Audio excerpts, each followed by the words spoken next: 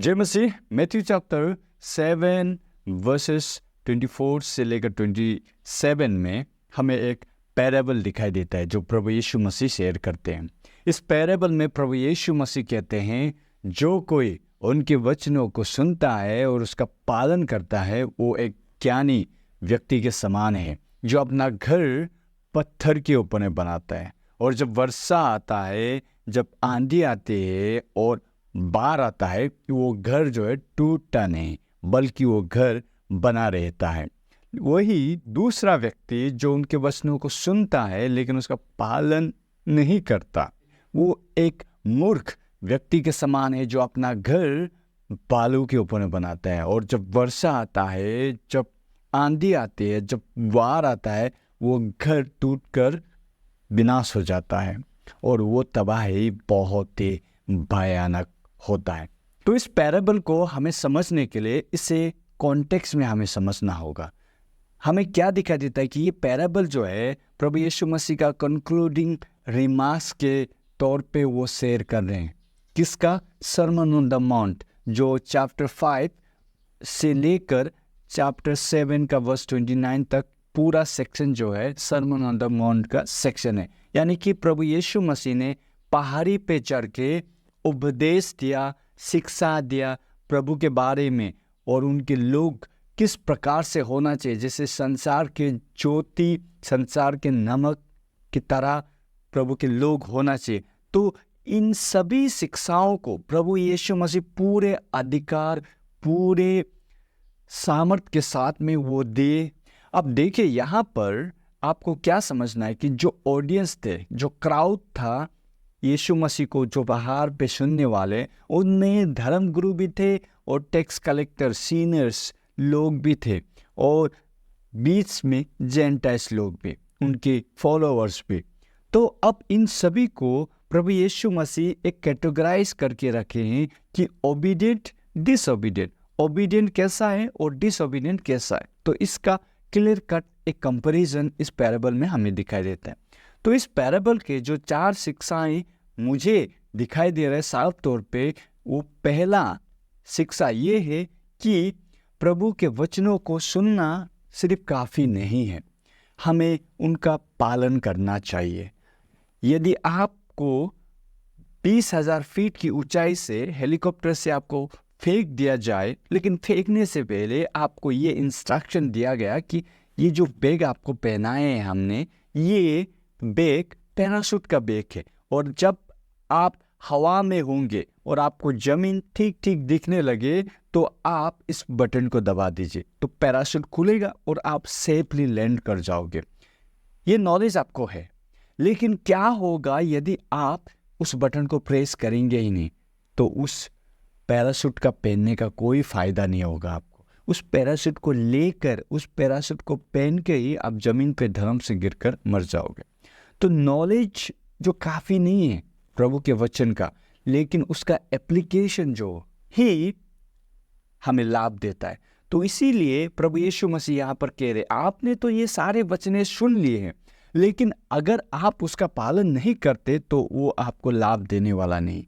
तो इसीलिए हमें यहाँ पर प्रभु यीशु मसीह ये बता रहे हैं कि प्रभु का वचन जो ओबीडिएंट करने वालों को ही आशीष का अनुभव होगा, उनका सामर्थ का अनुभव होगा, वो उन्हें लाभ करेगा, उन्हें प्रोटेक्ट करेगा। क्योंकि at the end of the day जितने भी प्रभु के वचने, जितने भी उनके आज्ञाएं हैं, हमारे बेहतरी के लिए, हमारे लाभ के लिए, हमारा सुरक्षा के लिए, तो हमें उनका पालन करना चाहिए।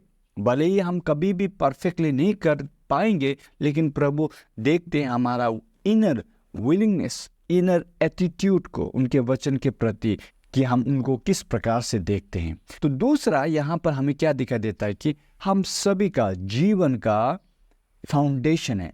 यहाँ में प्रभु यीशु मसीह जो घर बनाने की बात कर रहे हैं वो जीवन को बता रहे हैं, और जो बालू पर घर बनाना या पत्थर पे घर बनाना, ये दोनों जो है, ये पैराबल में साफ साफ प्रभु यीशु मसीह बता रहे हैं कि जो पत्थर के ऊपर में घर बना रहे वो प्रभु यीशु मसीह के ऊपर में अपने जीवन को बना रहे, और दूसरा जो बालू के ऊपर में घर बना रहे वो प्रभु यीशु मसीह के अलावा किसी और चीज़ पे। अब यहाँ पर प्रभु यीशु मसीह का जो वचन है और प्रभु यीशु मसीह स्वयं ही वो पत्थर है जिस पर हम अपना घर बना सकते हैं।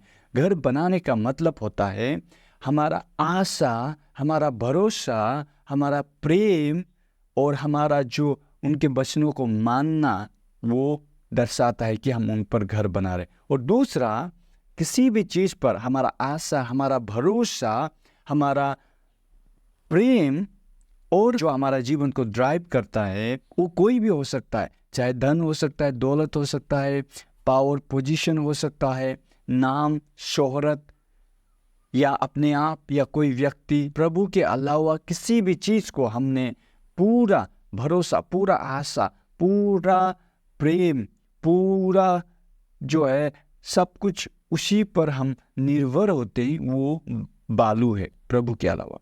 अब देखिए, ये दो फाउंडेशन जो है मजबूती को दर्शाता है, जीवन का जो स्ट्रेंथ, जीवन का जो ताकत वो दर्शाता है। अब 3 नंबर में हमें क्या दिखाई दे रहा है कि ये दोनों फाउंडेशन में जो घर बनाए हैं उन दोनों को ही वर्षा, आंधी और बाढ़ का सामना करना पड़ रहा है। लेकिन जो प्रभु यीशु मसीह पर अपने जीवन को रखे हैं, अपना नींव को उसमें बनाए हैं, वो वर्षा, वो आंधी, वो बाढ़ में नहीं गिर रहा। ये वर्षा, आंधी और बाढ़ मेटाफोरिकली रिप्रेजेंट करता है इस दुनिया में हमें दुख क्लेश आएंगे, इस दुनिया में हमें बीमारी आएंगे, इस दुनिया में हमें कष्ट होगा। बहुत सारे लोग ये सोचते हैं कि प्रभु यीशु मसीह को हमने पाया तो हमें दुख, परेशानी ये सारे नहीं आएंगे, हम बीमार नहीं होंगे। ये सारे गलत शिक्षाएं हैं जो गलत तरीके से प्रस्तुत किया जाता है। अगर आप बाइबल में अध्ययन करोगे, प्रभु ने कहीं पर भी नहीं कहा कि आपको सफरिंग, आपको तकलीफ कभी नहीं आएगा मेरे पीछे आने से, नहीं, बल्कि उल्टा प्रभु ने कहा कि आपको दुख क्लेश आएंगे, लेकिन मैं आपके साथ में हूँ, मैं जीता हूँ, आप भी जीतोगे। तो यहाँ इस संसार में दर्द, इस संसार में पीड़ा हमें मिलेंगे, फिर भी उनका अनुग्रह, उनका ताकत से हम उसे विजय पाएंगे। और ये सारी चीज़ें ही हमें मजबूत, हमें लाभ करता जाएगा, क्योंकि वचन कहते हैं suffering will purify us, suffering will strengthen us, suffering will make us वर्दी फॉर हिज रिवॉर्ड। तो ये सारे रिप्रेजेंट करते हैं कि हम किस प्रकार से मजबूती से खड़े रहेंगे, क्योंकि हमारा नींव हमारा प्रभु पर रखा गया है। और टेम्पटेशन भी आएंगे, टेम्पटेशन इस दुनिया से, टेम्पटेशन इस शैतान की ओर से, इवन अपने शारीरिक अभिलाषा है, ये सारे हमें गिराने की कोशिश करेंगे, लेकिन हमारा नींव के कारण हम नहीं गिरेंगे। हम भले ही बहक जाएं फिर भी हम उठ खड़े होंगे। तो ये वचन साफ कर रहा है कि हमारा नींव जब प्रभु यीशु मसीह हो तो हम गिरने वाले नहीं। और यहाँ में जो बालू पर घर बनाने वाले हैं वो गिर जाएंगे, और वो गिरना बहुत ही भयानक होगा। देखिए, अंत में ना ही हमें पैसे बचाते, अंत में ना ही हमें अपना ज्ञान, अपना ताकत या कोई भी व्यक्ति या कोई भी चीज़ हमें बचाते हैं। जब हम अंत में जाते हैं, हमारे साथ में कोई नहीं जाता, हम धन दौलत पीछे छोड़ के जाते। जब हमारा सांस रुकता है तो हमारा सिर्फ रुकता है, हमारा कोई प्रियजन का नहीं रुकता हमारे साथ में, और कोई नहीं मरता।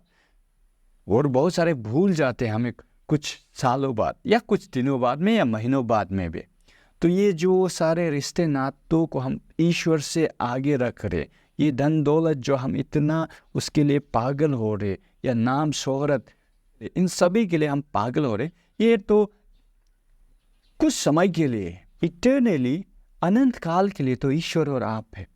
तो यहाँ पर अंत में जाकर सिर्फ ईश्वर रहते हैं। तो इसीलिए पत्थर को छोड़ के बालू पर घर बनाने से वो बालू हमें नहीं बचाएगा, क्योंकि उसमें कोई स्ट्रेंथ नहीं है, उसमें कोई मजबूती नहीं है बालू में। क्योंकि जब वर्षा आएगा, जब आंधी आएगा, जब बाढ़ आएगा, टेम्पटेशन में गिर जाएगा, ट्रायल्स में वो पास नहीं होगा, गिर जाएगा। सफरिंग में वो बैकस्लाइड हो जाएगा, बिटर हो जाएगा, कंप्लेन करने लगेगा। लेकिन जब प्रभु पर भरोसा करने से उसका विश्वास बना रहेगा, उसका प्रार्थना ईश्वर में बना रहेगा, वो भरोसा लगातार करते रहेगा। He will never give up. और 4 नंबर में प्रभु का वचन कहता है हर कोई जो प्रभु प्रभु कहते हैं वो स्वर्ग नहीं जाएंगे। यानी कि वर्स 21 चैप्टर 7 का हमें साफ बताता है कि नॉट एवरीवन, हर कोई नहीं, जो प्रभु प्रभु कहते हैं वो स्वर्ग राज पहुंचेंगे, लेकिन जो उनकी इच्छा को पूरा करेगा वही स्वर्ग जाएगा। और प्रभु का इच्छा क्या है? कि प्रभु का इच्छा है कि हम प्रभु यीशु मसीह को जाने, उनको विश्वास करें, उन्होंने क्या किया हमारे लिए उसको जाने और उसको विश्वास करें, उनको अपना व्यक्तिगत मालिक उद्धारकर्ता के रूप में स्वीकार करें और उनको अपना जीवन दे दे और उनकी आज्ञाओं पर हम चले। तो ये जब हम कर रहे हैं तो उसका मतलब क्या है कि हम उनके ऊपर जीवन को बना रहे हैं, उनको अपना नींव बना रहे हैं, उनके ऊपर में हम अपना नींव रख रहे हैं, वो पत्थर के ऊपर में। तो ये प्रभु का इच्छा है और जो ये करते हैं वो स्वर्ग राज जाते हैं। और दूसरा, जो प्रभु यीशु मसीह को जानते हुए विश्वास नहीं करते, उनके ऊपर अपना जीवन का नींव नहीं रखते, उनके वचनों को नहीं मानते, उनको अपना लाइफ सरेंडर नहीं करते, वो स्वर्ग नहीं जाएंगे। उनको कहेंगे प्रभु जा, मैं तुझे नहीं जानता। नियम को तोड़ने वाले यानी कि परमेश्वर के वचन को नहीं मानने वाले। अब यहाँ पर दोनों का ही मंजिल दिखाई देता है। बालू पर घर बनाने से क्या होता है और पत्थर पे घर बनाने वाले का क्या होता है। तो ये वचन जो है काफ़ी क्लियर है कि हमें प्रभु जो है क्या बता रहे हैं। आशा करता हूँ आपको समझ में आया। फिर भी आपका कुछ प्रश्न होता है तो प्लीज़ नीचे कमेंट में लिखें, मैं उसका जवाब ज़रूर आपको लिखित रूप से दूंगा। और यदि आप मेरे सेवकाई को सपोर्ट करना चाहते हैं तो लाइक, कमेंट और शेयर ज़रूर करें। सब्सक्राइब नहीं किया तो प्लीज़ सब्सक्राइब कर लीजिए और नोटिफिकेशन बेल को भी दबा दीजिए ताकि ये मिनिस्ट्री जो है आगे बढ़ते रहे।